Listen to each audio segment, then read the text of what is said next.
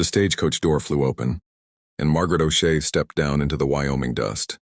Her red hair slipped free in the light, catching fire in the sun. The man waiting for her took one look and stepped back like he'd been struck. "Devil's mark?" Edgar Whitlock spat loud enough for everyone to hear. The street went silent. Margaret stood frozen, her future unraveling in a single breath. She had crossed 2,000 miles for this moment, sold everything, believed every careful word in his letters. And now, in front of the whole town, she was being cast aside. Then a voice rose from the crowd, low, steady, unafraid. "That hair burns brighter than the sun, and any man too blind to see it deserves the dark." Margaret turned, heart pounding, wondering who had spoken, and whether that voice might change everything. The Wyoming territory stretched wide beneath an unforgiving August sky. Endless prairie rolled like a frozen ocean, gold and dry and merciless. The stagecoach groaned along the rutted road toward the Red Willow, each jolt tightening the knot in Margaret's stomach. She pressed her gloved hand to the small pouch at her waist. Inside lay her mother's cameo brooch, the last piece of home she carried west. "Almost there, miss," the driver called. "Town's just beyond that rise." Margaret smoothed her travel-worn navy dress. It had felt proper in Boston. Out here it felt heavy, wrong, too careful for a land that didn't seem to care who she was supposed to be. Her fingers hesitated at her bonnet strings. She knew the whispers red hair caused. She'd lived with them all her life. Edgar Whitlock had never asked about her looks, only her skills. Could she keep books? Cook? Teach? She had answered yes to all of it. She had believed that was enough. The decision was taken from her when the coach lurched hard. Her bonnet slipped free, landing at her feet. Her carefully pinned hair came loose, spilling over her shoulders in a blaze of copper light. She closed her eyes. There was no hiding now. The coach crested the hill and Red Willow came into view. False front buildings lined the street. Smoke curled from chimneys.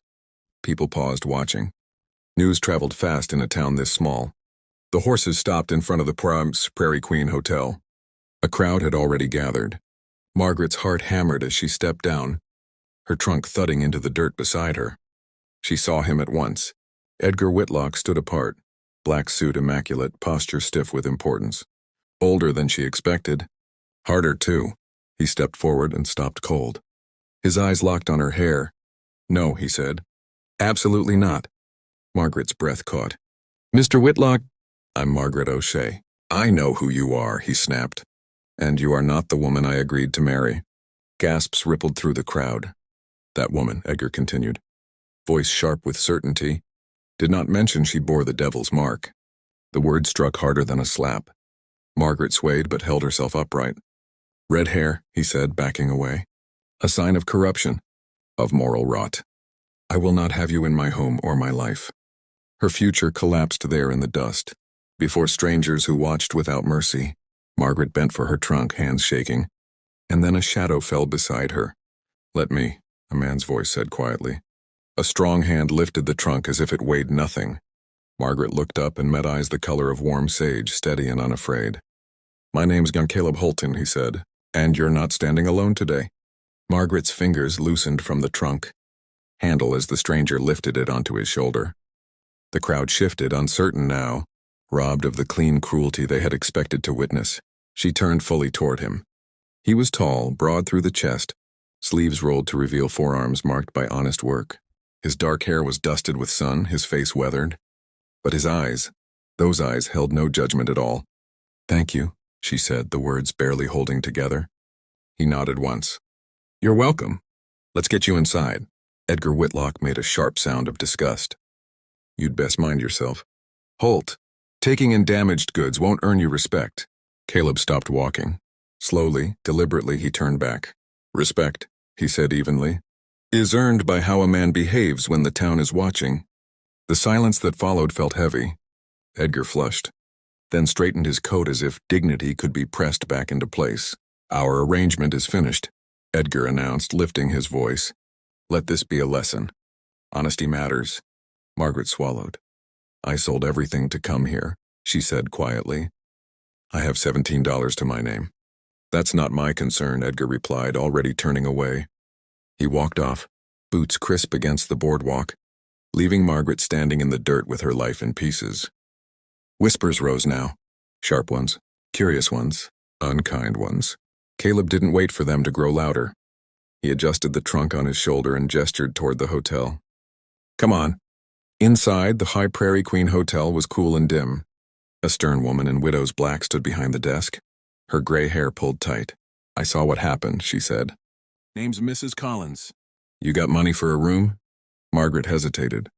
A week's worth? That'll do, the woman replied. Meals included. After that, you'll figure something out. She will, Caleb said easily. She's tougher than she looks. Margaret glanced at him, surprised by the certainty in his voice. He carried the trunk upstairs, set it neatly at the foot of the bed, then stepped back as if aware of boundaries. You should eat, he said. Long day. I couldn't impose. You can, he interrupted gently. And you will. Downstairs, the dining room smelled of beef and bread. Margaret realized she hadn't eaten since dawn. Caleb pulled out a chair for her, ignoring the stares that followed them. As she ate, warmth spread through her for the first time since stepping off the stagecoach. Not just from the food, but from the steady presence across the table. So, Caleb said after a moment, voice calm, you came all this way to marry a man who couldn't see past his own fear. She nodded. Well, he added, meeting her gaze, Red Willow has room for people who don't live that small. Margaret felt something shift inside her chest. Not hope yet, but something close enough to breathe again. Caleb watched her eat without hurry, as if time had suddenly softened its grip. Margaret noticed how little he spoke while she finished her meal, how he seemed to understand that words could wait until her hands stopped shaking. When her plate was nearly empty, he leaned back slightly. You've got a Boston accent, he said. She smiled faintly. Is it that obvious? Only to someone who's listened carefully, he replied. And to Edgar Whitlock, apparently. He's been boasting about his refined Eastern bride for weeks. Margaret exhaled. I suppose he won't be boasting anymore. No, Caleb said. And that's his loss. The waitress brought coffee, strong and black. Margaret wrapped her hands around the cup, letting the heat ground her. You didn't have to step in, she said quietly. Most people wouldn't. Caleb considered her for a moment. My mother had hair like yours, he said at last. Red as a prairie sunset. Folks said ugly things to her too. She taught me early that fear likes to dress itself up as righteousness. Margaret felt a sting behind her eyes. She sounds strong. She was, he said simply. They sat in companionable silence for a few moments, the hum of the dining room settling around them. Finally, Margaret straightened. I need work, she said. Soon I can keep books. I managed my father's accounts before he passed. Caleb's brow lifted. You can handle ledgers? Yes, she said. Carefully, honestly. He smiled then, not wide, but genuine. That's fortunate. I'm terrible with figures. She hesitated. What do you do? I run the blacksmith shop at the edge of town, he replied. Horseshoes, wagons, tools. Keeps me busy. But my records? He shrugged. They're a mess. Margaret's heart gave a cautious lift. You'd consider hiring me? I was hoping you'd say yes, Caleb said. Pay won't be much at first. Enough for your room and meals, maybe a little extra. Honest work, no questions asked. She studied his face, searching for pity. Finding none. I'd like that, she said. Very much. Good, he replied. Tomorrow morning. I'll walk you over. She nodded, then paused. Won't that cause trouble? With Mr. Whitlock? Caleb's expression hardened just slightly. Let him choke on it. A man doesn't get to humiliate someone in public and then dictate their future. Margaret felt something settle inside her. A quiet strength she hadn't known she still possessed. When Caleb stood to leave, he stopped beside her chair. Red Willow isn't always kind, he said. But it remembers who stands when it matters. After he left, Margaret sat alone with her cooling coffee. This morning she had arrived as a bride-to-be. Now she was a woman without a husband. Without certainty, but not without dignity. And tomorrow she would walk into a forge filled with fire and iron, and begin again. Morning came early in Red Willow. The knock echoed down the hotel hallway, sharp and unforgiving, dragging Margaret from uneasy sleep. She dressed with care. Choosing a plain brown wool dress meant for work, not attention. Her hair she pinned tight into a severe bun, hoping to dull its brightness. When she studied her reflection, she barely recognized the woman staring back. Gone was the hopeful bride. In her place stood someone quieter, stronger, wary. Downstairs, the dining room fell silent as she entered. Margaret kept her eyes forward. A plate of eggs and biscuits appeared before her without a word. She ate quickly, steadying herself. She was done shrinking. At precisely 7, the door opened. Caleb Holt stepped inside. Clean shirt, dark trousers, the same work-worn hands. Conversation softened around him, as if the room itself trusted his presence. His eyes found Margaret immediately. "Ready?" he asked. "As I'll ever be." They walked together through the waking town. Shopkeepers swept stoops. Horses stamped impatient hooves. Caleb greeted people by name, introducing her simply as Miss O'Shea, my new bookkeeper. No explanations, no apologies. The blacksmith shop stood at the edge of town, a wide barn of weathered wood. The smell hit her first: coal, iron, heat, something ancient and alive. Inside, the forge glowed like a living heart. Tools lined the walls. Metal lay waiting in all stages of becoming something useful. "This is it," Caleb said. "Not pretty, but it gets the job done." "It's impressive," Margaret replied honestly. He led her to a small back room and she stopped short. Paper covered every surface, receipts, invoices, notes stuffed into boxes and corners. Dust and disorder ruled completely. "I warned you," Caleb said, rubbing the back of his neck. Margaret rolled up her sleeves. "I'll need a ledger, ink, a broom." "And time." Relief crossed his face. "Take all you need." Hours passed unnoticed. Margaret sorted, stacked, labeled. Chaos slowly surrendered to order. She felt herself breathe again. Numbers steady, dependable, honest. From the forge came the steady rhythm of hammer on iron. Each strike grounded her. Then she saw a name: Edgar Whitlock. "Mr. Holt," she called out. "He owes you $50. Wagon repair. 3 months overdue." The hammer paused midair. "He usually pays," Caleb said carefully. "Usually isn't a system," Margaret replied. "I'll send an invoice." Caleb appeared in the doorway, studying her with new eyes. "You don't hesitate, do you?" "No," she said. "Not anymore." Before he could reply, a shadow fell across the doorway. Edgar Whitlock stood there, face flushed with fury. "How dare you!" he hissed. Caleb straightened. Margaret stood beside him, and Red Willow held its breath. Edgar Whitlock's eyes swept the shop, taking in the forge, the ledgers, and finally Margaret standing beside Caleb. His mouth twisted as if he'd bitten something sour. "So it's true," he said. "You've taken her in, right under my nose." Caleb's voice stayed calm. "You rejected her, publicly. What she does now isn't your concern." "My concern?" Edgar laughed sharply. "She's made me a laughingstock." Margaret stepped forward before Caleb could answer. Her voice was steady, though her heart raced. "Mr. Whitlock, you owe this shop $50. I'll be sending a formal invoice today. Payment is due within 2 weeks." The color drained from his face. "You can't do that." "I can," she said, "and I will." Edgar turned his glare on Caleb. "You're enjoying this, turning the town against me." Caleb set down his hammer with deliberate care. "The town makes up its own mind. Always has." For a long moment, Edgar looked as though he might explode. Then he spun on his heel and stormed out, boots striking the dirt hard enough to echo. Margaret released a breath she hadn't realized she was holding. "You didn't make things worse," Caleb said quietly. "You made them honest." The rest of the day passed in a blur of work and quiet resolve. Customers came and went. Margaret watched Caleb with new understanding. How he listened. How he fixed more than metal. Broken tools. Broken trust. Broken pride. By afternoon, a woman arrived holding a shattered locket, tears streaking her face. "It was my mother's," she whispered. "It's all I have." Caleb examined it gently. "I can fix this.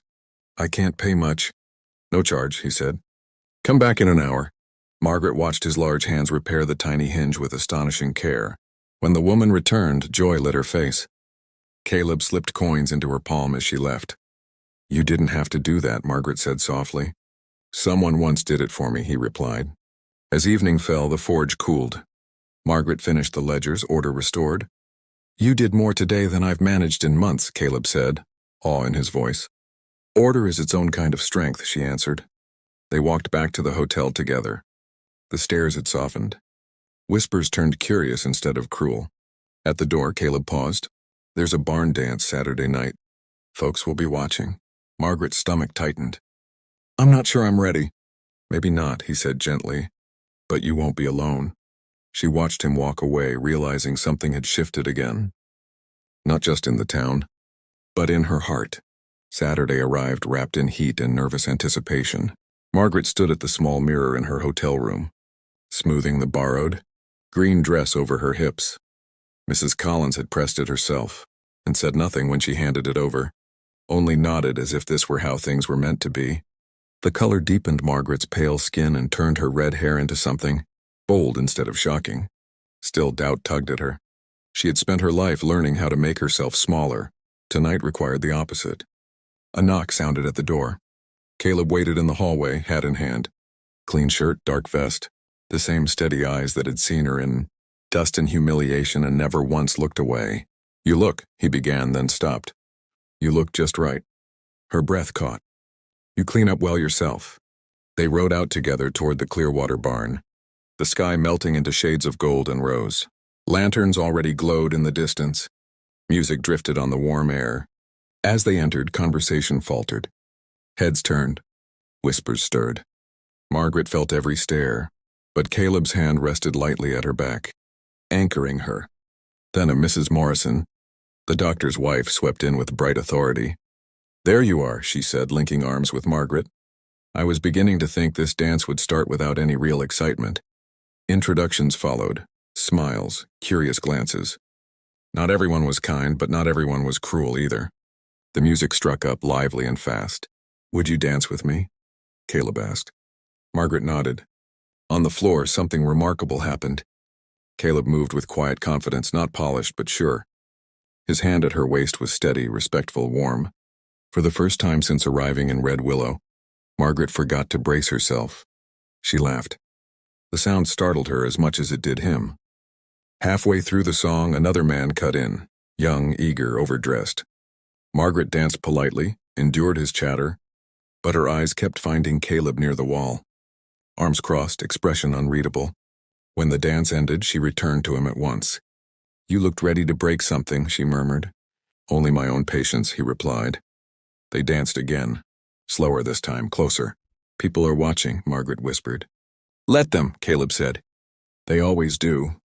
The spell broke when Edgar Whitlock staggered forward, drink heavy on his breath. "Well," he sneered. "The witch and the blacksmith." The barn went silent. Margaret felt fear flash, but it burned away, replaced by something fiercer. Before Caleb could speak, she stepped forward. "You rejected me," she said clearly. "That was your choice. But you don't get to decide what I become afterward." Gasps rippled through the crowd. "You saw a curse," she continued. "Caleb Holt saw a woman worth respect. That difference is on you." Edgar's mouth opened, but voices rose around them now. Support, agreement. He backed away, beaten by his own cruelty. As the music resumed, Caleb looked at her with something close to wonder. "You were brave," he said. "I was done being afraid," Margaret answered. And for the first time, she knew it was true. The ride back to Red Willow was quiet. The horses moving at an easy pace beneath a sky dusted with stars. Margaret held the reins loosely, her body still humming from the music, the confrontation, the strange feeling of being seen and not flinching. Caleb broke the silence. "You didn't have to do that." "Stand up to him." "Yes," she said softly. "I did." They stopped outside the hotel. For a moment, neither moved. "I've been meaning to tell you something," Caleb said, voice lower now. "About why I came to Red Willow." Margaret turned fully toward him, sensing the weight behind his words. "I was married once," he continued. "Back in Kansas. My wife and our baby died during a sickness, cholera. Took them both in a single day." Margaret's hand flew to her mouth. "I couldn't stay," he said. "Everything reminded me of them. I sold the farm, packed my tools, and ran. Been running ever since." Her heart ached, not with pity, but with recognition. "When you stepped off that stagecoach," Caleb went on, hair blazing like fire, "I felt something shift. For the first time in years, I didn't want to keep running." Margaret reached for his hand, holding it tight. "We all run from something," she said.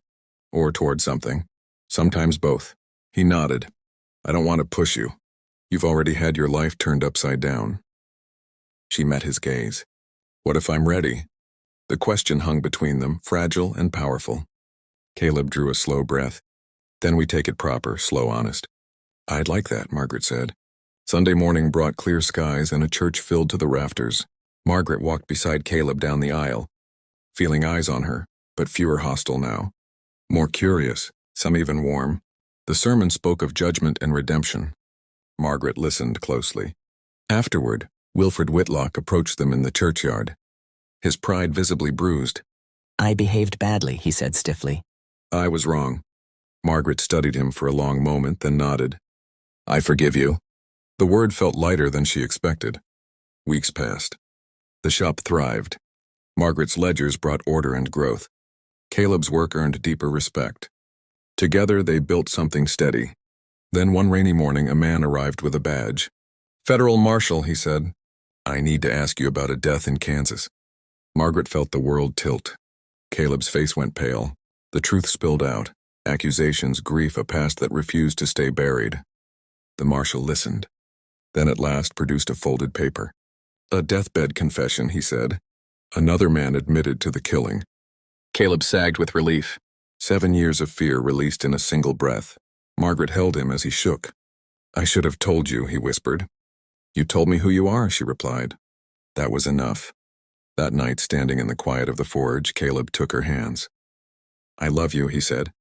"I have since the day you stood alone in the dust and didn't break." Tears filled her eyes. "I love you too." The fire crackled softly behind them, and something long broken finally healed. The news spread through Red Willow before the forge had fully cooled. By evening, the shop door opened again and again. Neighbors offering handshakes. Quiet nods, words that said more than they sounded. Relief, respect, belonging. Margaret watched it all with a strange sense of distance, as if she were standing inside a story she had only just begun to believe was real. When the last visitor left, Caleb locked the door and leaned back against it, exhaustion finally catching up with him. 7 years, he said softly. "I didn't realize how heavy it was until it was gone." Margaret crossed the room and took his hands. "You don't have to carry it anymore." He looked at her then, not guarded, not afraid, but open. "I want to court you properly," he said. "Dinners, walks, time, you deserve that." She smiled through tears. "All right." The very next day, plans began without asking permission. Mrs. Morrison arrived at the shop with lunch and opinions. Mrs. Collins made pointed remarks about respectability and suitable dresses. Someone mentioned a house at the edge of town for sale. 5 acres and a creek. Margaret felt swept along, half dazed, half joyful. Then Edgar Whitlock returned. He stood stiffly in the doorway, pride reduced to something smaller. "I've been asked to apologize," he said. "Publicly." Margaret studied him. She saw not a villain now, but a man undone by his own fear. "Do it sincerely," she said. "And then leave us alone." He nodded once. "That seems fair." The apology came that Sunday. Awkward, humbling, necessary. The town listened. And when it was over, something loosened in the air. Later that afternoon, Caleb walked Margaret to the creek beyond town. Willows bent over the water, leaves whispering secrets. "I've been thinking," he said, "about the shop, about expanding. A proper hardware store. I couldn't do it without you." She squeezed his hand. "Then don't." He stopped walking. "I'm asking you to be my partner. In business and in life." Her answer came without hesitation. "Yes." The engagement was announced in the forge itself. With soot still on the walls and the smell of iron in the air, cheers filled the space. Mrs. Morrison cried openly. Mrs. Collins pretended not to. That night, as they stood outside the hotel beneath a rising moon, Caleb took Margaret's hand. "I don't know what the future holds," he said. She leaned into him, calm and certain. "Whatever it is, we'll build it together." Somewhere in the distance, a hammer struck iron, steady, sure. And Margaret knew with a clarity that felt like grace. That rejection had led her exactly where she belonged. The weeks before the wedding moved fast, as if Red Willow itself had decided to make up for lost time. Plans appeared where Margaret hadn't known to ask for them. Mrs. Morrison organized food with military precision. Neighbors arrived with lumber, tools, advice. Someone cleaned the little house by the creek until it smelled of soap and pine. Caleb worked late into the evenings, hammer ringing out long after sunset, while Margaret balanced accounts and learned the quiet power of saying no when she needed rest. One afternoon, a letter arrived from Boston. Margaret sat at the small kitchen table, fingers trembling as she opened it. A job offer. A generous one. Her father's old firm wanted her to manage their western expansion, travel, status, security. When Caleb came in, she handed him the letter without speaking. He read it slowly. "This is a real opportunity," he said at last. "If you want it, we'll make it work." She searched his face. There was no fear there. No demand, only love. "I don't want to leave," she said quietly.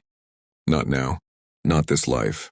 Relief crossed his features, quickly replaced by something deeper. Gratitude. Trust. "I just needed to know you had the choice," he said. The apology came on Sunday, just as promised. Edgar Whitlock stood stiffly before the congregation, voice tight, pride stripped bare. He named his wrongs. He asked forgiveness. Margaret listened, heart steady.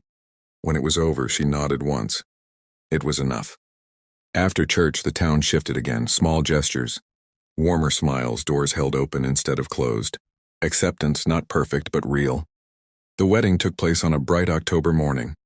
The church overflowed. Margaret wore her mother's dress, ivory silk softened by time. Her red hair was pinned back, but nothing could dull its fire. Caleb waited at the altar, hands clasped tight, eyes never leaving her as she walked toward him.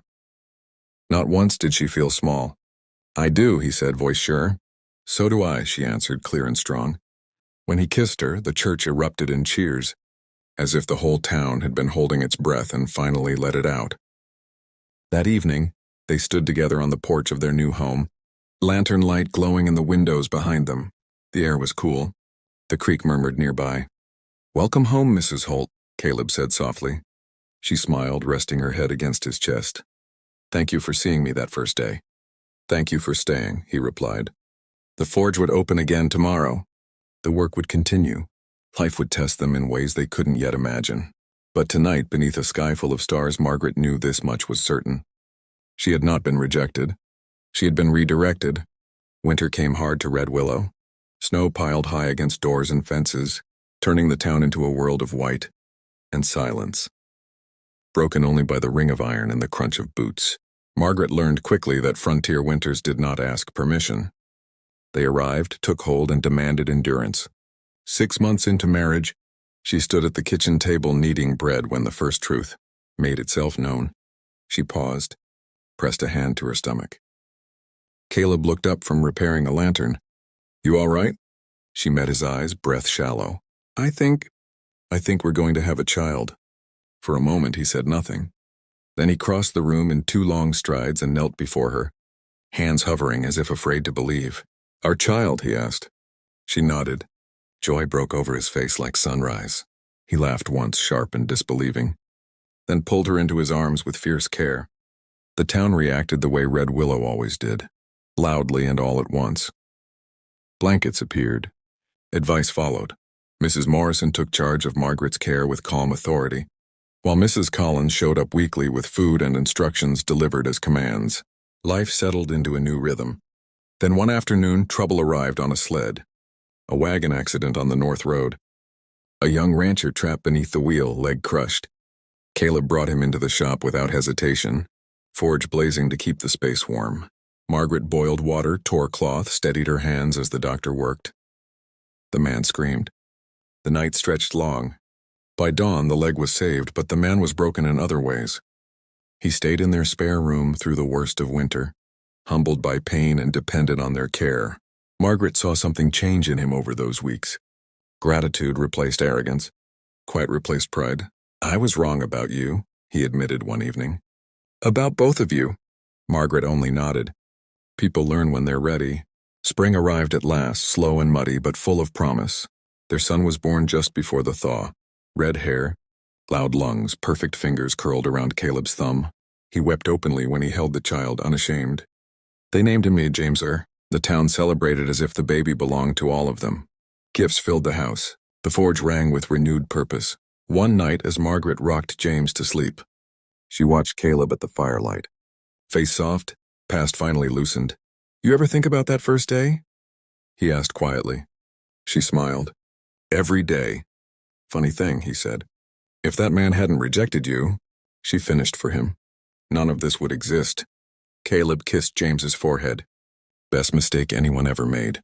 Outside, snow melted into streams feeding the creek, and the future, once so uncertain, flowed steadily forward.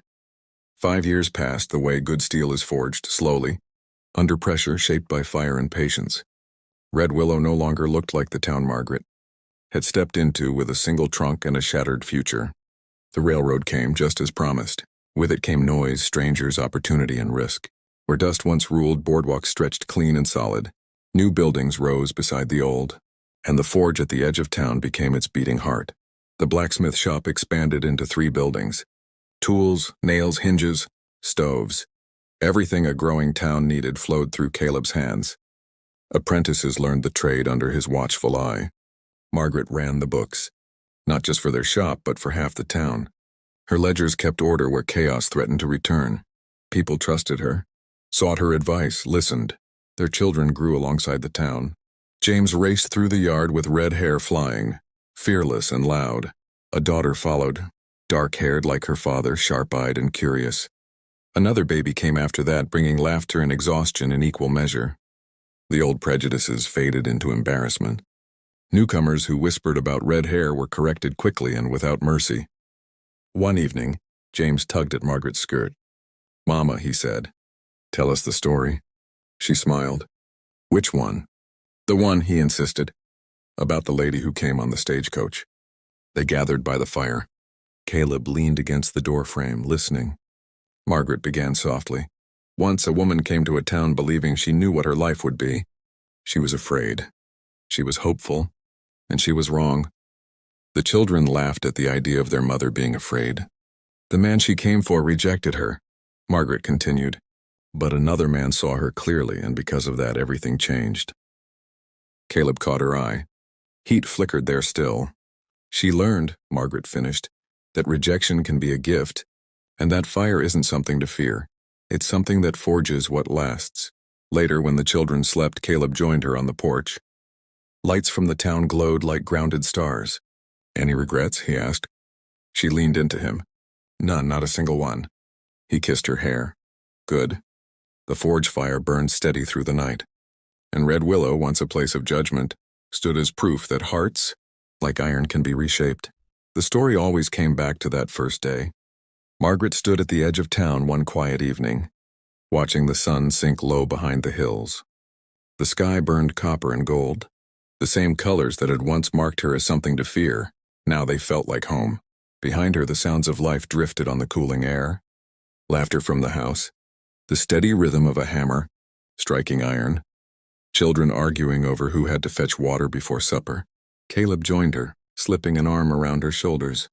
His hair was touched with gray now, his hands still strong, still steady. Time had shaped him, but it had not diminished him. "You're thinking again," he said. She smiled. "I was remembering who I was when I arrived here."